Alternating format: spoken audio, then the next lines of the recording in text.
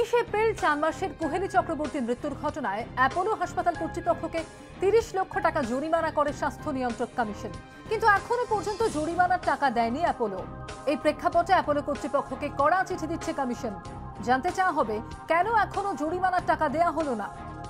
প্রথমে একটা strong letter যাচ্ছে আর কি, এইটুকুই বলতে পারে। চেয়ারপারসন উত্তর দিচ্ছে, যা করার করবে। চানবাসের কুহেলির মৃত্যুতে অ্যাপোলো হাসপাতালের বিরুদ্ধে গুরুতর গাফিলতির অভিযোগ ওঠে।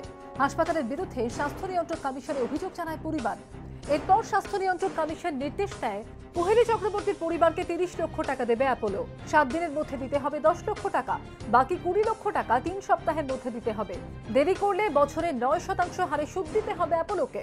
কিন্তু এখনো জরিমানা না দেওয়ায় অ্যাপোলোকে কড়া চিঠি পাঠানোর সিদ্ধান্ত নিয়েছে কমিশন। এ নিয়ে প্রতিক্রিয়ার জন্য যোগাযোগ করা হলেও প্রতিক্রিয়া দিতে চায়নি অ্যাপোলো কর্তৃপক্ষ। স্বাস্থ্য নিয়ন্ত্রক কমিশনে এখনো পর্যন্ত 150টি অভিযোগ দায়ের হয়েছে। তার মধ্যে এদিন 11টি অভিযোগ নিয়ে আলোচনা হয়, যার মধ্যে অন্যতম অ্যাপোলো হাসপাতালের বিরুদ্ধে অতিরিক্ত বিলের অভিযোগ। যে বিলিংটা ওপিডিতে করে টেস্টের জন্য, সেটা ইনডোরে ভর্তি হয়ে যখন আবার সেই টেস্টটা যায়, সেটা অনেক বেড়ে যায়। Medical records 600 rupees, why should we bear that?